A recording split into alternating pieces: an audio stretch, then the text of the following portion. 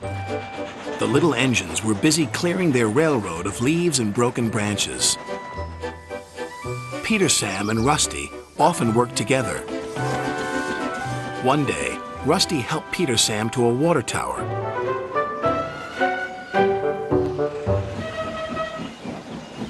Peter Sam felt much better after his long drink, but the freight cars were bored. Let's break away. Their loads were heavy and the couplings old. One snapped.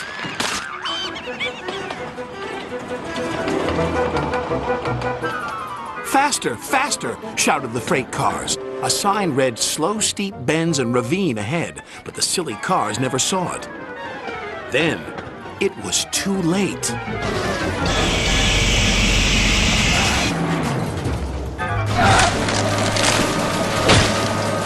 Peter Sam arrived at the scene of the disaster. His driver sighed. This was our fault. We didn't secure them properly. We'll have to get help to pull them out. Sir Topham Hatt will be very annoyed. And he was. You will work in the yards until I can trust you again. Duncan was delighted with Peter Sam's dilemma. Fancy not securing your freight cars on a hill. They'll come back to spook you and your special funnel. And who's to say you're not afraid of ghosts? Snapped Rusty. Ghosts? Things that go bump in the night? Rubbish! Well, I'll tell you a story that will make your funnel quiver, Rusty said. A long time ago, a little engine was returning home.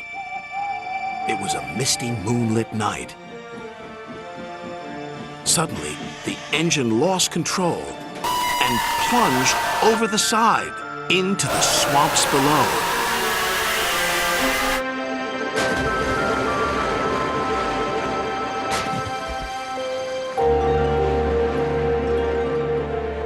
He was never found again.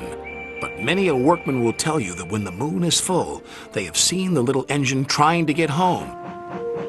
But he never reaches the other side. So what do you think of that, Duncan? Rubbish, replied Duncan. Never mind him, Peter Sam. He'd be frightened if he really saw a ghost. This gave Peter Sam's driver an idea. Let's play a trick on Duncan. The next day, he spoke to Duncan's driver and fireman, who agreed. We'll do it tonight.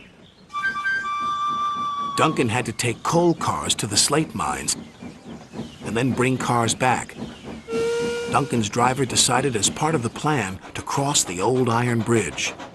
Haunted bridge. Rubbish, snorted Duncan. It's as tame as a pet rabbit.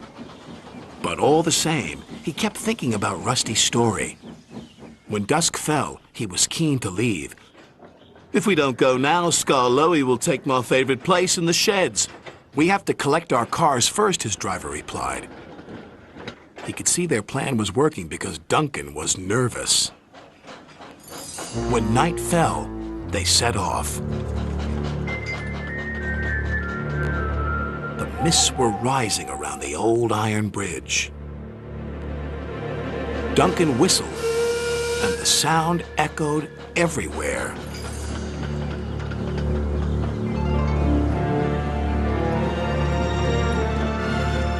Then, ahead, he saw flickering lights. His driver knew they were only insects that shine brightly at night, but to Duncan they looked like an engine. Next, his driver secretly threw a rock from the cab into the ravine below. It's a ghost! Take me back! Take me back! Never mind if it was on the shed, Rusty can have it. No crossing this bridge until daylight! Take me back! When Duncan reached the safety of his shed, he closed his eyes tightly. Spooked, are you, Duncan? Laughed his driver. No, I'm asleep. And Duncan refused to open his eyes. He did, though, when he thought his driver wasn't looking, just to make sure that he was still there.